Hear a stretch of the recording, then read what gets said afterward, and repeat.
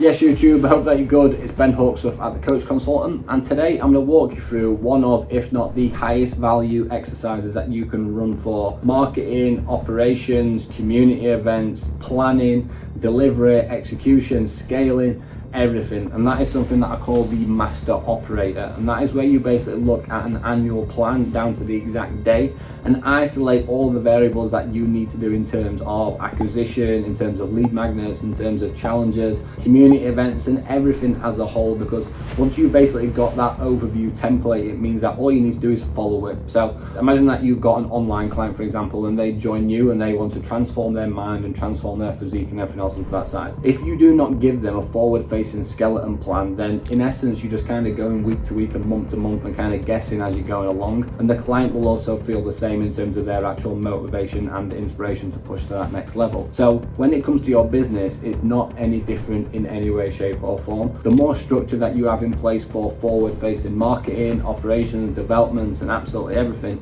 means that you know what's coming up. It means that you're prepared. It means that you can make sure that you've got everything done in advance. You can execute on time consistently, and obviously be in a position to scale much easier, even just from a baseline skeleton management perspective. So what I'm going to do now is I'm going to jump onto the interactive TV. I'm going to walk you through all the different variables, and I want you to basically be thinking during this video, right, how can I use this type of format for my business? Because obviously I'm going to do a step-by-step like kind of template example, so I can't design it for everyone who watches these videos, for example, but I want you basically looking at this and thinking, right, how can I use this, integrate this and implement this into my own business? And I can genuinely promise you that once you've done that, you'll be looking at 2025 in a completely different light to basically see what is possible just from a planning perspective. Right, so as a starting point, what we've basically got here is 2025. So this is just one that I've kind of quickly filled in and put a little bit of information down on there, but as I've kind of explained, the main thing that you need to be looking at here is how do I customize this approach based on my business needs. So obviously if you've got high ticket one-to-one, if you've got an app, if you've got challenges, if you don't or you do, or this or that, you need to make sure it's all customized associated with what you're doing. So I've zoomed in on basically the overview, and I really like this kind of overview structure because it means that you can look at things from an oversight perspective, visually see it, it's all in one place. So we've obviously got each individual month, so we've got January all the way down through to December, and then on the left hand side what we've basically got here, on the other side,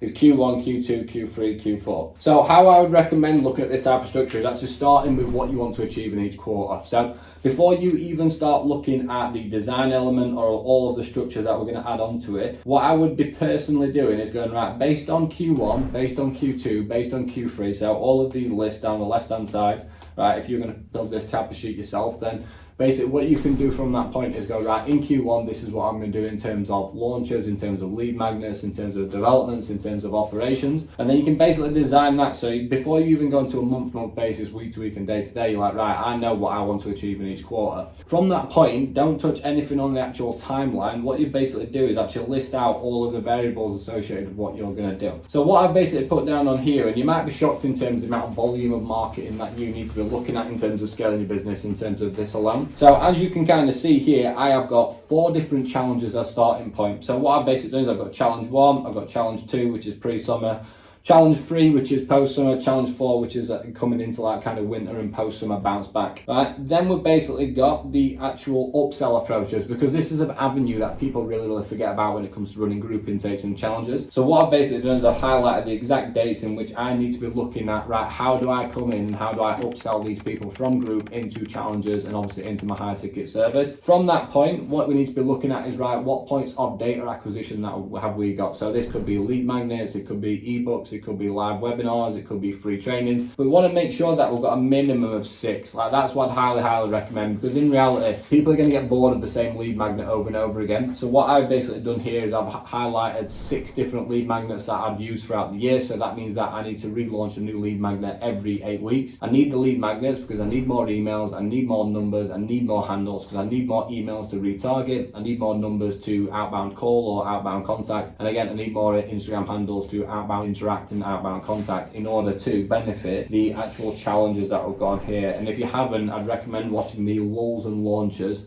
challenge video that I've done further down the channel, because that explains the importance of accumulating more data capture over time. From that point, we're then going to be looking at community events. So community events are so important because they're going to be great for retention. They're going to be great for referrals. They're also going to be great in terms of the actual content and testimonials that you can gather on that day, which is going to be massively impactful for marketing and acquisition. So yeah, community events and community dates, they are quite challenging to put together, but once you've planned these out and you tell your client base 12 months ahead, on this day and on this weekend, we are going to go for a walk, or we're going to have a seminar, or we're going to have a training session, or we're going to have all this or that, then it means that people are going to book this in the diaries way in advance. Whereas if you suddenly frantically go, right, I need to quickly do a community event, people might be busy. So this is why it's so important to get this planned in advance, so people have got awareness for actually everything that you are going to be doing and they are turning up. So from a community event perspective, like, yeah, that's not messaging shitloads of people, and that's not like doing loads of sales, for example, but it's the type of stuff that will turn into acquisition, turn into sales, because you'll have, again, more testimonials to use, more confidence in terms of the amount of people that you're working with. You've got more content with each other. You've also got the element of retention and referrals, because people feel like they're actually part of something greater than just themselves with the check-in format that you're doing with them. So I'd highly recommend actually looking at having some form of community event structure every 12 weeks and every quarter. And then what we've basically got down here is we've got multiple different offers and approaches. So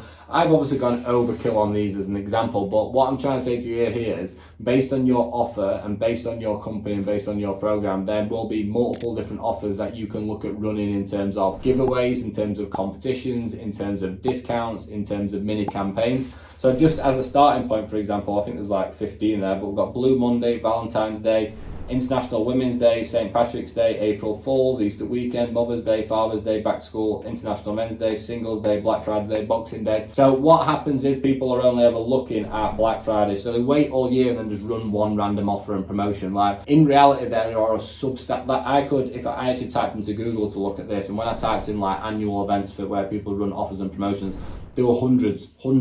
And you've got to look at those lists and think, right, what is most applicable to me, my offer, my target audience? What are people in my client base going to be celebrating? So, for example, St. Patrick's Day, if you are Irish, for example, and you work with a lot of Irish clients, it's silly not to do it, really, isn't it? Because people are going to be thinking about it. People are going to be expecting some form of celebration on that day. Then from that point, what we've basically got down is actually making sure that you are booking holidays and times off. So when I look at this timeline, for example, I have then highlighted, right, in the red periods, what you can basically see there is red period means that, look, there's nothing else happening other than what I'm promoting, and what I'm promoting on that point is the red period here is challenge marketing 1, challenge marketing 2, challenge marketing 3, challenge marketing 4. So I know that in those periods, in January, in March, in May, and in September, I am not going to be doing anything other than hard marketing for an intake on a challenge, right? I'm giving everything to that. But what that means is, right, when I look at the rest of my year, I've pretty much got 8 months left over. So that's what I mean when you're looking at all this white space, for example. So even here, there's a substantial amount more stuff to put onto there. But when you basically look at this, you're like, right, I've got so much more white space. So what am I doing is posting content every day or messaging as many people as possible. So what you can do here is, if I went down onto the next thing, for example, obviously highlighted my upsells. So my upsell is going from challenge into an intake, and then I've also got my upsell. I've got challenge, intake, upsell, challenge, intake, upsell, challenge, intake, upsell. And then in terms of my data acquisition periods, it's common sense from that point, because I'm like, right, well,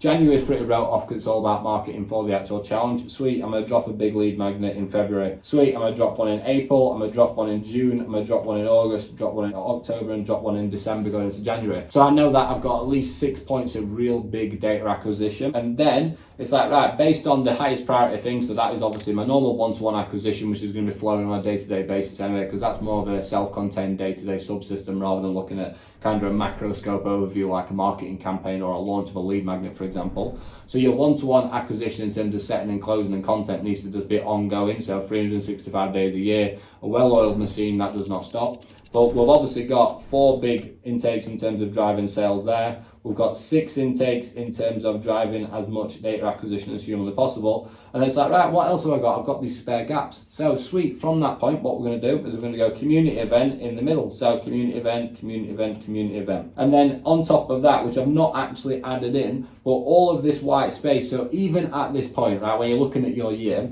even with 4 massive challenges, even with 6 big lead magnet drops, we have still got February, which is really open, April is really open, June's really open, July's open, August is open, November's open, and December's open. So you can see all of this white space here, and I'm not saying that you need to be coming in and hard selling and hard promoting all of these variables, But even if, for example, we've got Black Friday, so we know there's going to be a massive one in November, there might be 3 or 4 or 5 other offers that you can run in these big gaps to look at a massive drive of acquisition and sales. And I'd highly recommend looking at all of these type of celebratory events and seeing what applies to your business the most above everything from that point. So once you've basically got your actual annual overview structure and you've listed everything down, all you then basically do is you highlight the key dates. So you know when it comes to the 6th of January, right, I'm starting my challenge marketing. 3rd of February, sweet, I'm onboarding. 10th of March, sweet, I'm marketing again. When it comes to upsells, you highlight the exact day, and this basically becomes the actual skeleton structure that you completely and utterly obsess over, because it means that you are promoting and launching and running the right amount of campaigns that you actually need to scale. Otherwise, the consequences of this is that you're literally just turning up each day on posting content and expecting people to come to your door. So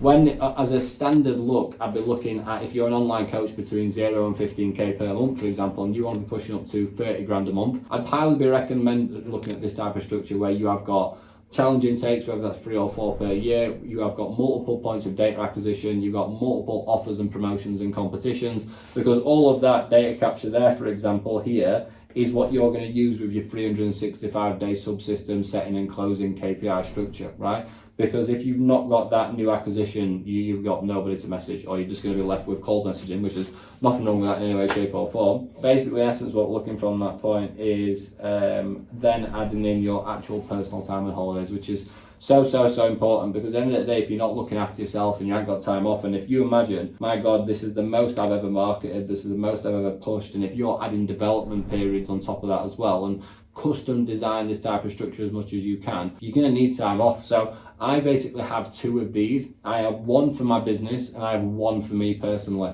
and I actually do my personal stuff first. So when it comes to my personal master operator, I have my holidays with Remy and Stacey, any family holidays if we've got coming up, any weddings and social events are obviously booked in. I've got the goals and training stuff that I want to work towards, and little trips to myself. So for example, in July next year, I'm climbing Mont Blanc and I'm doing some like other peaks. And I basically plan that in for myself personally. And then what I do is when I plan my professional one, I'll look at my professional one, I'll look at my personal timeline and think, right, is anything conflicting there? Because it's absolutely pointless coming in and running all of this on your business, then looking at it and thinking, oh bloody hell, well, I'm on holiday for 2 weeks in that period.